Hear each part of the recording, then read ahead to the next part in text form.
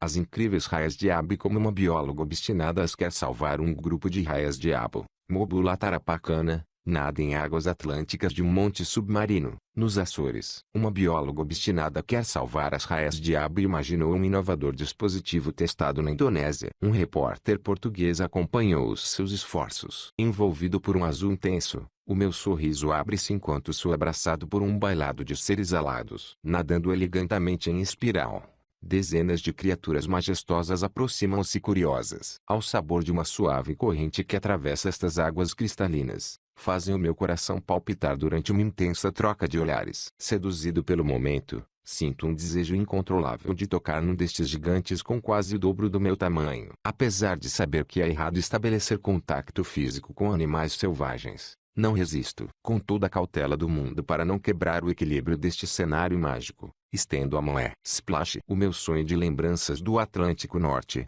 agora distante, é interrompido por uma violenta massa de água que invade a pequena embarcação de pesca artesanal em que me encontro. Neste lado do planeta, a cerca de 13 mil quilômetros de Portugal, navego por águas da maior nação arquipelágica do mundo. Na companhia da bióloga marinha da Universidade dos Açores e da Universidade de Queensland, Betty Lagbauer, Soares Sanusi, dois pescadores locais com rostos serenos que não espelham a noite rigorosa que atravessamos. Estou prestes a testemunhar a realidade implacável em que vivem as raias-diabo. Voando majestosamente pelos oceanos há cerca de 25 milhões de anos, as raias-diabo, também conhecidas como móbulas, são das criaturas mais belas, fascinantes e enigmáticas dos nossos mares. Parentes próximos dos tubarões, estes peixes cartilagíneos são frequentemente confundidos com as suas primas mais célebres, as mantas. Embora semelhantes fisicamente, seguiram outro percurso evolutivo, dando origem ao gênero Mobula, composto por 9 espécies. São viajantes incansáveis. A água atravessa as suas 5 fendas branquiais, permitindo-lhes respirar. Assim como a baleia azul ou o tubarão-baleia, estes peixes pelágicos filtradores realizam diversas maratonas oceânicas, numa busca constante por alimento. Habitantes gregários das águas temperadas e tropicais, satisfazem o seu apetite com zooplâncton e pequenos peixes. Como os nossos antepassados, também as móbulas são donas de uma alma nômada, tanto vivendo em mar aberto como em águas costeiras. Chegam a migrar durante 4.000 quilômetros. Dependendo da espécie, os seus corpos musculados podem variar entre 1 e 5 metros de envergadura. Todos os membros deste gênero são atletas natos. A Mobula tarapacana, por exemplo, consegue mergulhar a velocidade de 6 metros por segundo desde a superfície à zona batipelágica, atingindo a incrível profundidade de 2.000 metros, onde permanece até 90 minutos, possivelmente para se alimentar. Se tentasse tal proeza,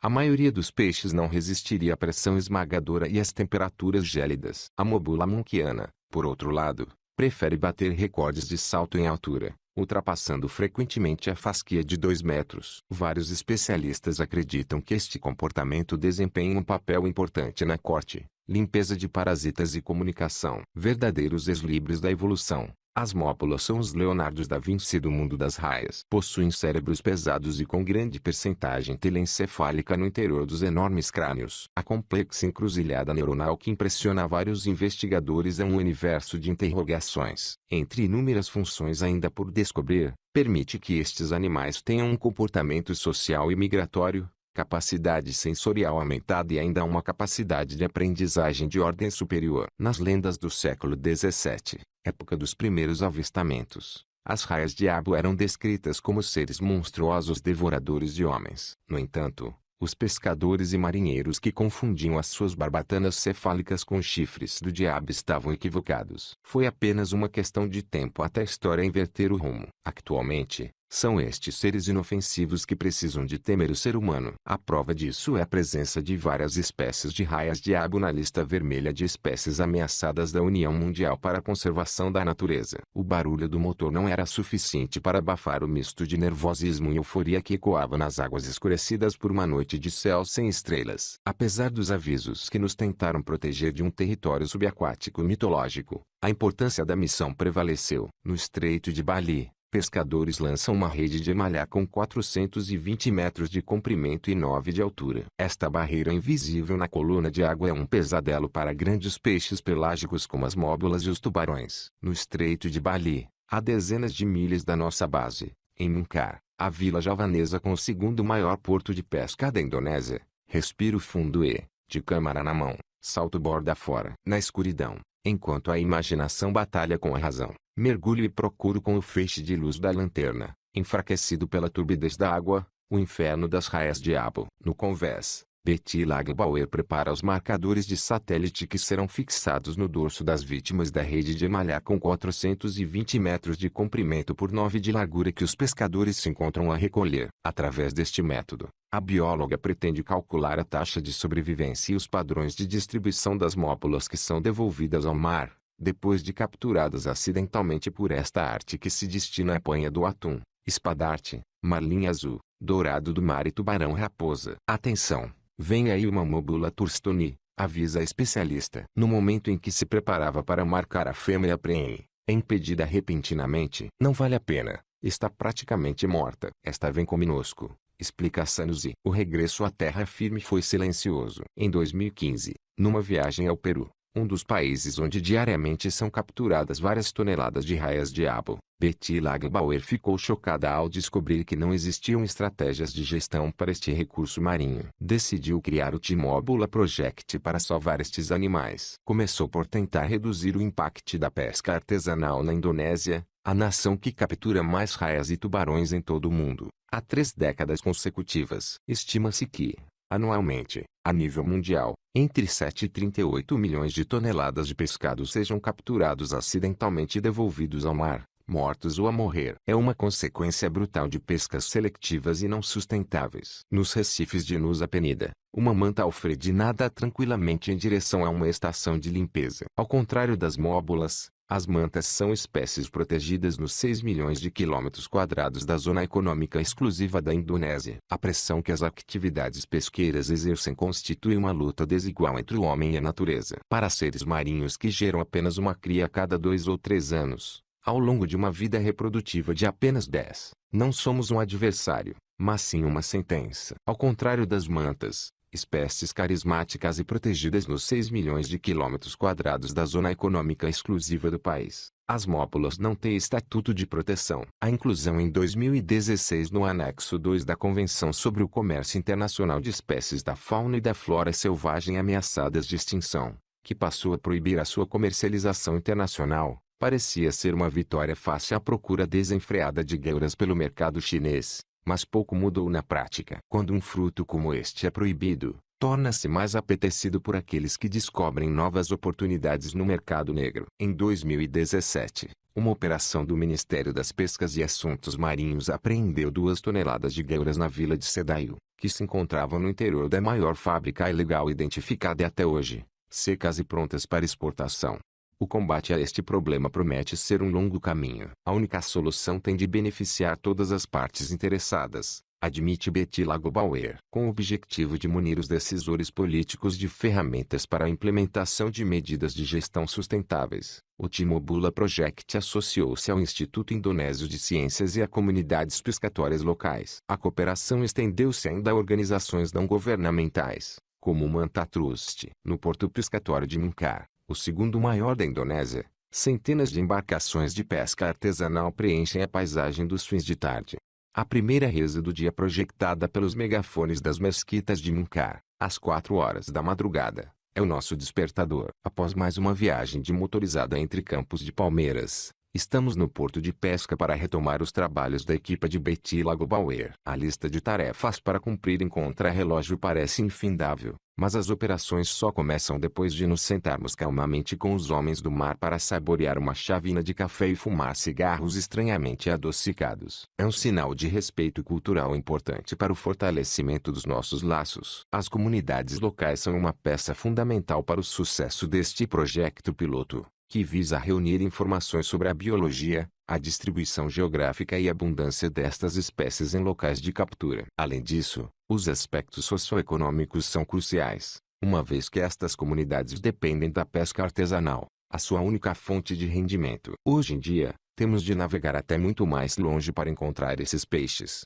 queixa-se um pescador investigadora. que lhe apresenta um cartaz com fotografias de móbulas. Os dados históricos fornecidos pelo conhecimento ecológico destas pessoas revelaram o decréscimo colossal de 90% de algumas populações do arquipélago, em escassos 10 anos. Felizmente, nem tudo são más notícias. A identificação de zonas raras de reprodução, onde é frequente observar fêmeas prenhes e indivíduos juvenis, trouxe esperança à comunidade científica. Ao fim de 5 horas, conclui-se o desembarque do pescado e voltamos à estrada rumo ao último objetivo do dia. Para trás, além das entrevistas aos pescadores, fica uma manhã produtiva de identificação da espécie, sexo, idade, medidas e peso das móbulas encontradas. Nos momentos em que medidas drásticas parecem a única solução, é necessário ver a outra face da moeda que por vezes nos surpreende. O bairro de Calimouro é a prova viva disso, diz Betty, emocionada, enquanto é cercada por crianças do bairro que a querem abraçar. A alegria desvanece-se no rosto de Sanusi no instante em que é confrontado com a necessidade de proteger as móbulas,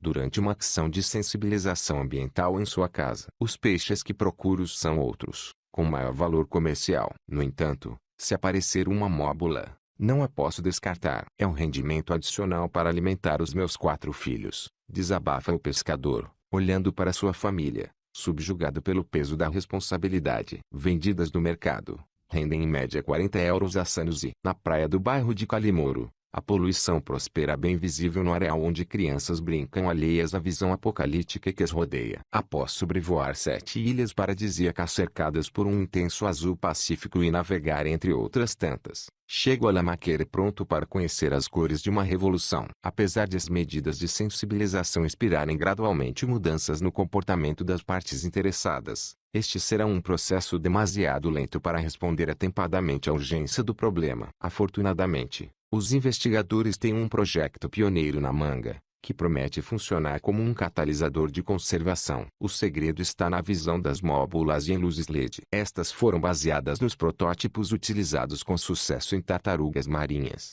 explica Iqbal Iruata, biólogo da Fundação Misool, enquanto aponta para um conjunto de luzes LED. Em 2010, um estudo conduzido pela Universidade do Hawaii, na Baixa Califórnia, México, demonstrou que a utilização de dispositivos luminosos em artes de pesca, como as redes de malhar, que operam maioritariamente em regime nocturno, funciona como repelente ou chamariz para determinadas espécies marinhas. Outra particularidade que eleva as móbulas ao pináculo da evolução marinha é o seu sistema visual. Ao contrário dos tubarões, que veem a vida como um filme monocromático antigo, por possuírem unicamente bastonetes, células fotorreceptoras de estímulos luminosos, os olhos das móbulas detectam um leque variado de cores, devido à presença de fotorreceptores cônicos. Segundo os especialistas, a utilização de dispositivos luminosos em artes de pesca com regime noturno poderá salvar inúmeras espécies vítimas de pesca acessória. Determinadas cores de luzes LED provaram em alguns estudos piloto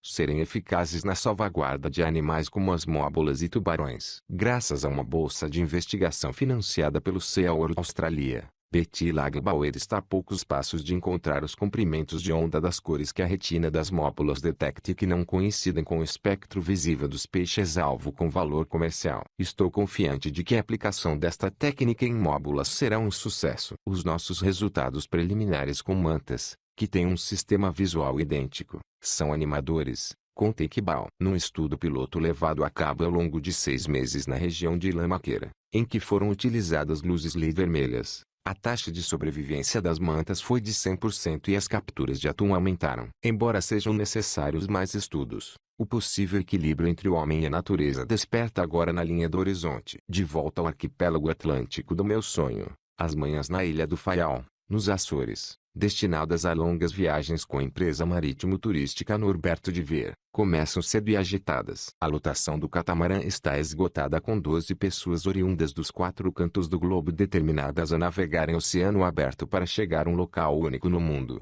Encontros destes na natureza são um raro privilégio, explica a plateia. Durante o briefing de mergulho, José Carvalho, biólogo marinho e guia da empresa, além de fornecer experiências únicas que, só por si, transformam mentalidades, é também através de ações de sensibilização que o ecoturismo contribui para a conservação ambiental, dirá mais tarde o biólogo. Depois de 1 hora nadar sobre o topo de um monte submarino, conhecido por Banco Princesa Alice, os turistas emergem, estupefactos. Devido às condições oceanográficas especiais, este oásis da biodiversidade marinha atrai centenas de móbulas nos meses de verão. Num só dia, cheguei a ver 50, recorda, nostálgico, Norberto Serpa, proprietário da empresa. Ao leme da embarcação, confessa que gostaria que este local fosse protegido das pescas. Apesar de já não se pescar em Arquiaias-Diabo, creio que o turismo de observação de vida selvagem não é compatível com locais onde se capturam animais. O ecoturismo marinho funciona como um importante potenciador do desenvolvimento econômico mundial. Gera anualmente cerca de 50 mil milhões de euros em receitas, com a participação de 120 milhões de turistas. Nos Açores, o mergulho com tubarões e raias-diabo rende todos os anos cerca de 8 milhões de euros, enquanto na Indonésia a mesma atividade com mantas chega aos 15 milhões. O ecoturismo na Ilha do Faial, especialmente a observação de vida marinha selvagem, funciona como um importante potenciador do desenvolvimento econômico regional. Esta é uma atividade sustentável que atrai cada vez mais turistas oriundos de todo o mundo. As autoridades regionais calculam que o mergulho com móbulas e tubarões renda anualmente cerca de 8 milhões de euros. O período de transição até a nossa economia girar em torno de indústrias mais sustentáveis promete ser longo. No entanto, se o equilíbrio ecológico do planeta se tornar uma prioridade na agenda política de todas as nações, ver um dia Santos iluminar o mar com as suas redes de pesca ou mesmo vê-lo com um grupo de turistas na sua embarcação, repetindo os mesmos gestos de José Carvalho nos Açores, será uma evolução notável.